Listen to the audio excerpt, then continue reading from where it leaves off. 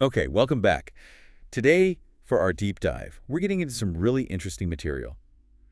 We're exploring excerpts from the subconscious garden of thought. Hmm. Specifically, we're looking at its review of the first topic, or chapter, titled The Treasure House Within You. Right. A very evocative title. It really is. And our goal here is to sort of unpack how this material presents the subconscious mind. Yeah, It suggests it holds this huge, often untapped influence over our lives. absolutely.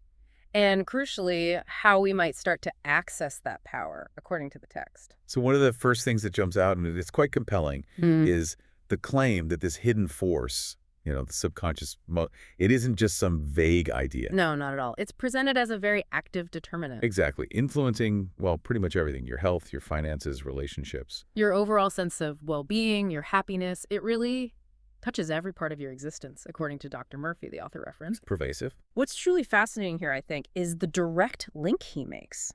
It's almost presented like a mechanism. Hmm. Your thoughts, particularly the ones you consistently focus on and feel, they don't just float around. They don't just stay as thoughts. Right. He argues they actually become your reality. They imprint directly onto the subconscious. Bypassing the conscious critical mind. That seems to be the idea. This deep imprint then works almost automatically to manifest those patterns, those beliefs in your external world. Which, naturally, leads to a big question for anyone listening. Mm-hmm. If this process is so direct, well, how do you consciously direct it? How do you take the reins? That really is the core challenge, isn't it? And the book seems to stress that it starts with a fundamental shift in perception, how you see your own mind. Yes, a shift in understanding. And to help with that, Right. it offers a very clear analogy, quite accessible. The garden analogy. The garden analogy, yes. It compares your mind to a garden and your thoughts.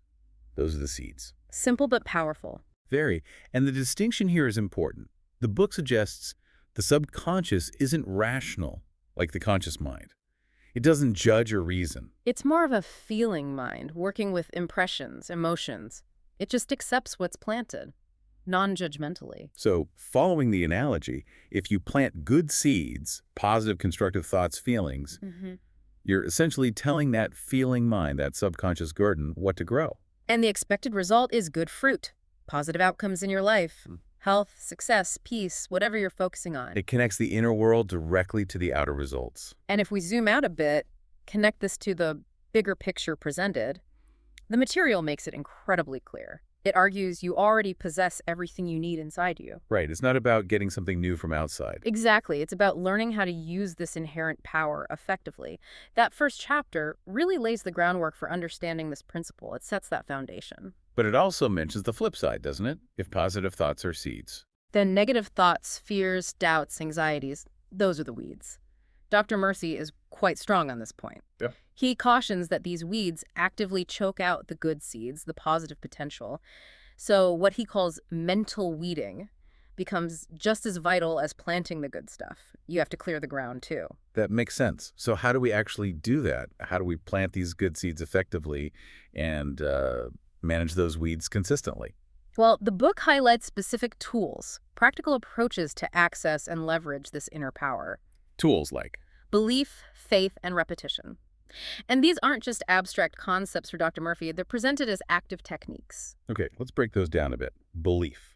Belief is described as the unwavering acceptance that what you desire is actually possible, that it can be real within your subconscious. It's accepting the premise. Got it.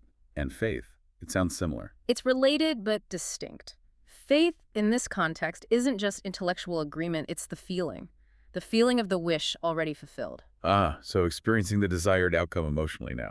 Exactly, as if it's already happened, already part of your present reality.